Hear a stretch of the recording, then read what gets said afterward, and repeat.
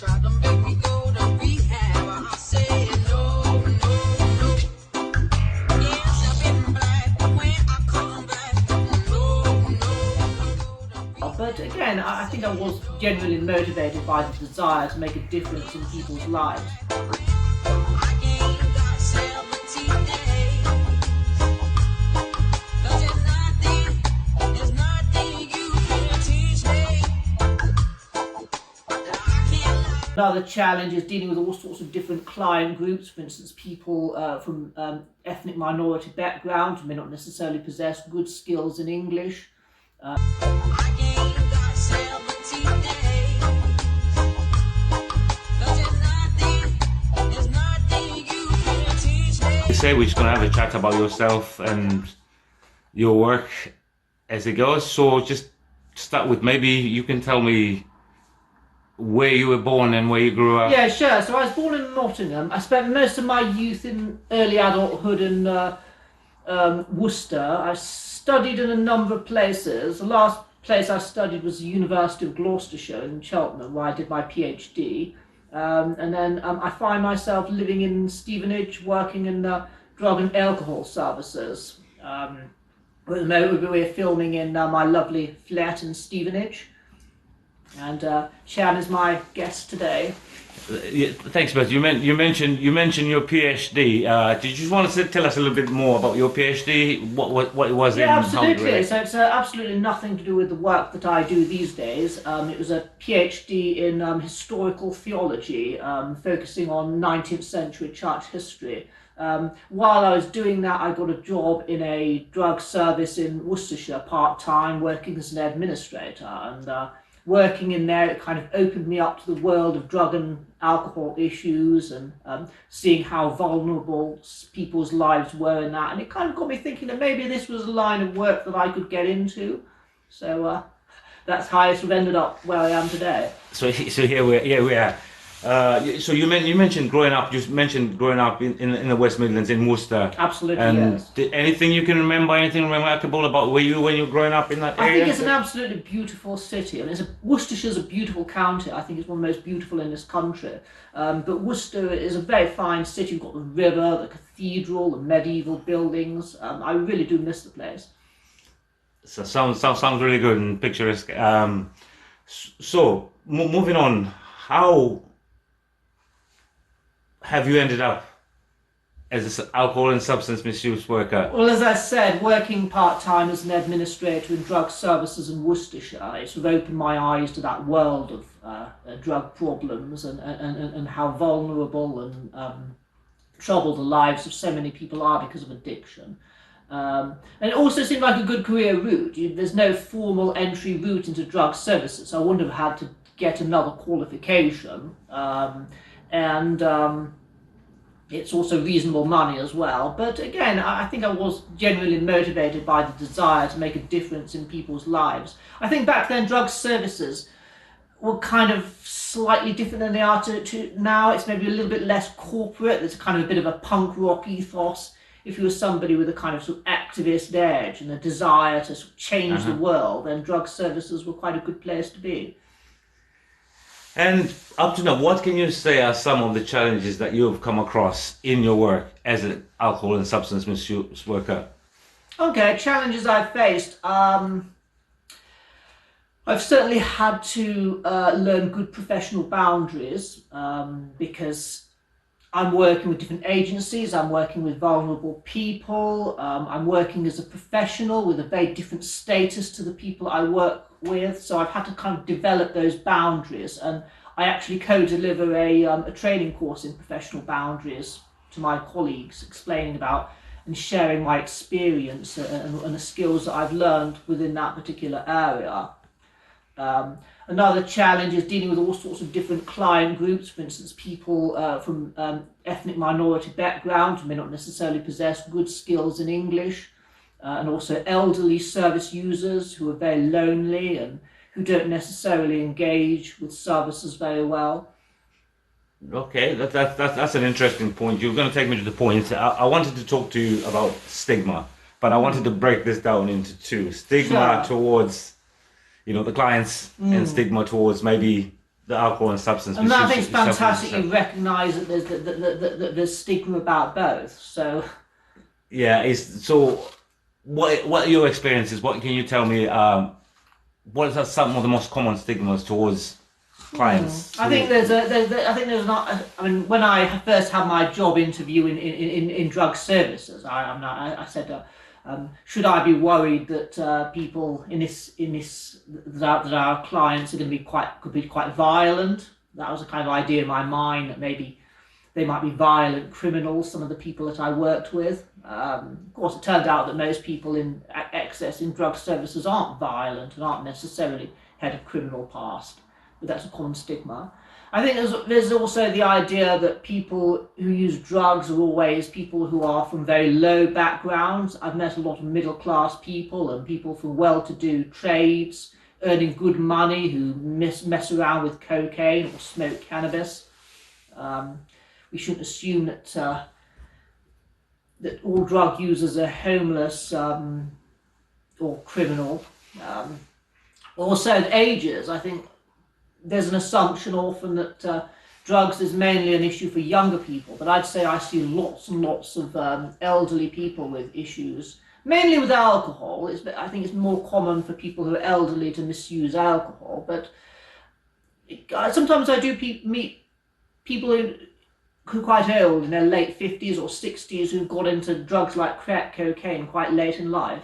And any idea why do you think that is? Any idea why? Well, loneliness is a big thing. Often age brings disruptions to life, such as divorce or problems with career, people losing their jobs because they don't no longer have the up-to-date skills.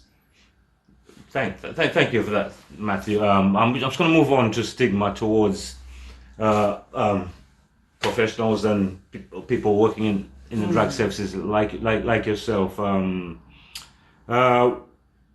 What are some of the common assumptions, and what does it take for someone to be an alcohol and substance misuse worker? And what are some of the common that's stigmas? a few different questions there. I'll deal with the first one. You mentioned about stigma. Yeah. So I mean, there's stigma from clients and there's stigma from our partner agencies. So I think there's maybe a stereotype of the kind of drug worker who wears a tracksuit to work and has a big nose ring and maybe coloured hair. I think I'd challenge that stereotype a bit because I've got a very posh accent. So working with doctors and professionals, I think my posh accent gives me a certain amount of authority that maybe they wouldn't necessarily associate with somebody working in drug services.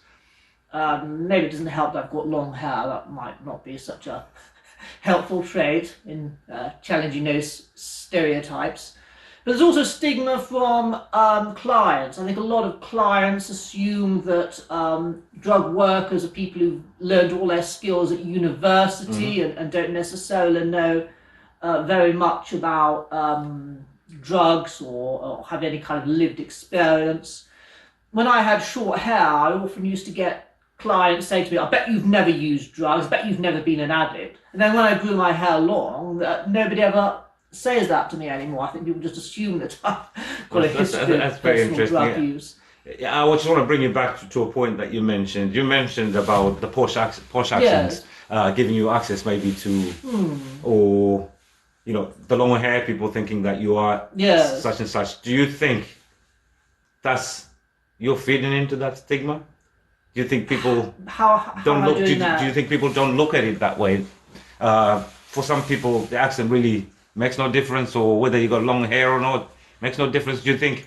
I think we live in a world in which people will judge you based on how you look or how you sound. I mean, it would be wonderful if we lived in a world where nobody ever had to change the way they look or how they sound, but unfortunately we do live in a world where people do make judgments about you, and you kind of have to be mindful of that. So you can totally change the way you look and how you sound to fit in, and maybe you might feel that helps you with your career. Other people may want to kind of break away from that and resist that to an extent, and I think that's entirely a personal choice. I think I would never look down on somebody who changed the way they spoke or the way they dressed in order to advance in their career. And I'd also equally respect somebody who wanted to be that kind of stereotype of the trek-suited, nose-ringed drug worker with a punk rock hairstyle. That's interesting. And also, okay, moving on further. I wanted to talk to you. I know you're quite passionate. We've had this conversation before. You're quite a force. You got strong views about lived experience. Yes, absolutely. As with that, what's your take? Do you think lived experience is a benefit or is Okay, so I mean, when I first started telling people that I was going to be working in drug services, I had somebody saying to me, well, the best people to help people with drug problems are people who've been through addiction themselves. And I have to say that that's really is a misconception. I think it can be very valuable to have lived experience. It gives you a certain knowledge about the issues. It can help with building empathy, though of course there are other ways of learning empathy, and it's important to learn those. However, nobody can have experience of everything. So I might well be somebody who's used cocaine in my past, but that doesn't mean I have any knowledge of experiences of somebody who's a homeless heroin user. Those are very different experiences. Likewise, I might well have been an alcohol-dependent person. I might have been drinking a bottle of vodka every day, but that's very different from the experience of somebody who binges on wine whenever they have a mental health crisis. And the danger of kind of bringing that personal experience to the forefront is you assume that because you learn to deal with those issues a particular way, that other people who are going through addiction need to follow that same route, and so you end up pushing your own experience on others. There's also the other danger, I think, with people who've come from that service user background, that when they're working with clients, working with service users, that they start to relive their own experiences. And so there's a danger of a lack of emotional detachment, that they start to go through what they were going through before, which kind of brings up a lot of boundaries issues and that kind of difficulty of distancing yourself personally from the work. So what I would say is that there are some fantastic drug workers who have lived experience, who've been addicts themselves. There are also some absolutely fantastic and brilliant workers who've never ever touched drugs in their life, who've never touched alcohol before. One shouldn't assume that those workers who've had the lived experience are necessarily going to be better, because ultimately none of us have experienced everything. Does that kind of make sense to you? That makes a lot of sense. Thank you. That's quite enlightening. I just wanted to move on as well. We don't want to talk about the doom and gloom all the time. You've obviously had some ups and downs in your work. Can you tell me some of the highlights in your work experiences? Yeah. Well, I work in tier 2 services, so I'm primarily dealing with people at the point where they kind of enter into service. So I tend to see people when they're having a crisis. So maybe I don't tend to see the times when people are doing really well and making lots of progress. Nevertheless, I do occasionally hear back from people who tell me that I saw them in the past and they're starting to do well now. They haven't been drinking for quite a long time. And that's always really encouraging. Also, I get a lot of good feedback about times when I've worked well with other partner agencies. For instance, there was a time when there was a man in the A&E department of a hospital who was getting really angry and aggressive because he wanted the hospital to detox him, and the hospital weren't prepared to do that or were able to move him forward with that. So I saw this gentleman in the company of a mental health nurse, and we persuaded this chap to calm down and to stop being aggressive and to accept an appointment with alcohol services with a view to moving forward in treatment. And the A&E department were ever so pleased that we managed to get this chap to peacefully leave the department. Sounds really good and quite rewarding there. And so it obviously sounds like your job sounds quite exciting and quite enlightening and quite challenging as well at times. How do you manage and cope with your own mental health and stresses? I'd say I primarily manage it through prayer. So every morning before I start work, I pray the Divine Office, I pray the Rosary, I bring the issues and struggles I'm facing before the God that I serve, and I bring that aspect of my faith into it. I'm knowing that my day is in the Lord's hands. Obviously, other people who aren't religious don't necessarily deal with those issues that way, but for me, my personal faith is something that, while I don't necessarily talk about it in work, it's behind what I do, and it motivates me to take each day as it comes. Also, I think it's important for me to take breaks, to not be completely working flat out and working like a crazy man. You need to have time to refresh, to be able to take that time out so that you can have your mind on other things and not get completely focused on work. So you have someone new who's coming and training with you, and they've been with you for about 6 weeks, and things are starting to feel very, very stressful. They come up to you and they say, Matthew, listen, this is what I'm going through. What would you say? How would you advise someone who's just joined you if they're feeling stressed and needed some help? Okay. And they're not a religious person. Is what Yeah, I'm trying to sure, absolutely. I think they need to be able to rest and relax in the evenings. I maybe have a conversation about how they're coping outside of work. Also to make use of whatever support package their company provides. So within the organisation that I work for, we do have a counselling service that we can access. I expect it's probably similar with other drug and alcohol services. They possibly need to have some conversations within their supervision with their line manager. It's important to be getting regular supervision from your line manager. Excellent. I'll just move on. So this time around, I'm just going to flip it around. It's a parent. It's a substance alcohol user who's come up to you and said, listen, I am struggling here. You know, I've tried this and that. I've tried this, that by myself. What can I do? What would you advise someone who's struggling with addiction at the moment? They need to access services. So Okay. we need to get them referred into whatever agency is providing treatment within their area. We might want to encourage them to attend a fellowship group like Alcoholics Anonymous or Cocaine Anonymous.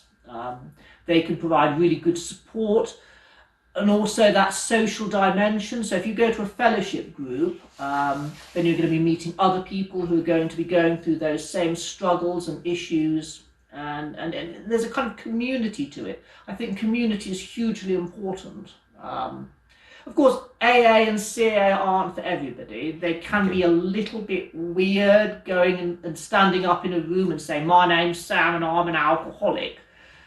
Sometimes it can maybe feel a bit like a cult or a weird religious group, but in general I tend to find that people who commit to going to AA and CA do tend to do quite well in treatment.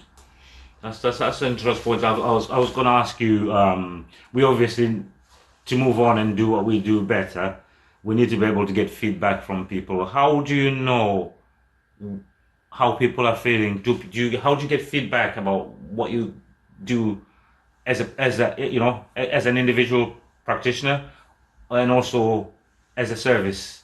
How do you communicate? How do you engage with people for them to be able to give you some feedback about what progress? Within my own organisation, we have our own complaints and compliments procedure, so that people can make complaints or give us positive feedback, and that information goes to our commissioners, who will get to see that and be able to judge us on that basis. I do get feedback all the time from partner agencies I work with clients that I see. Some people really like me and some people find me a bit irritating. It's the same with lots of workers. The lady that I work with most closely, some of the clients that see her absolutely adore her, and then quite a lot don't really like her very much. Right. So it's we get all sorts of feedback from people. Okay. Obviously, the field that you work in, alcohol and substance misuse, addiction, we can name whatever. It's constantly moving. It's fluid. It's constantly moving, changing. What are some of the trends in in the drugs and alcohol markets at the moment? What's happening in terms Really of interesting development? question. I think there's huge problems with people becoming addicted to opiate medication. Okay. In this country? In this country, yes. I mean, that's a huge issue in the United States. But here in the UK, we are seeing people who are becoming addicted to opiate drugs that they've been prescribed by their GPs. And I'm not sure that there is a lot of support in place for that particular issue. I think more needs to be done regarding that. There's also, I think, a big trend of older drinkers. So lots of I see lots of lonely old men, men who have very poor support networks and who end up using alcohol to deal with loneliness and boredom. And those people don't engage terribly well with services, so it's very difficult to really know what to do with that particular client group. Also, I think that generation of people who used heroin, Generation X, that was a big thing, heroin in the 1980s, that client group are getting older and they're getting more and more health problems and they're really deteriorating, and those people are coming into hospital and putting a lot of demand on the NHS. That's quite interesting. I think we've seen that trend as well in mental health in general. Just not quite a touchy substitute. I'm going to talk about people hurting themselves or taking their lives or suicide. Obviously, sometimes inevitable in the work that we do. Have you ever come across a situation where you've lost someone that you've been working with through taking their lives or overdose, or and how do you deal with that? I think at some point everybody working in drug services is going to see the loss of a client that they work with. Unfortunately, drug users and alcohol users are a vulnerable group, and sometimes we will lose those we work with, whether through poor health or through self-harm. This unfortunately does happen. Okay, right. That's quite enlightening. I'm going to move on now. So, what are your future aspirations, and what do you hope to do? What do you hope for the progress? What sort of progress do you hope, or development do you hope to see in the alcohol and substance misuse field? I think speaking personally, I think I'd like to do more training. I absolutely love teaching and sharing the skills and knowledge that I've learned. I take every opportunity I've got to deliver training sessions. I'd like to do more of that in the future. I've got a teaching guild certificate in teaching, so I've had a bit of practice at teaching, so I'd love to do a bit more of that.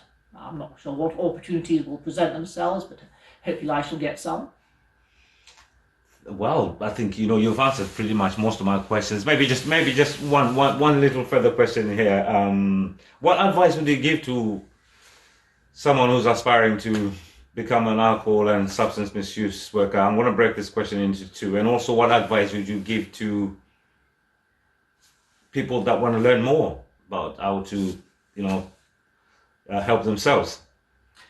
Okay, for those who want to help themselves, for those who are going through addiction, Rank is a great website which gives information about different drugs. It also will enable you to find out about services within your area.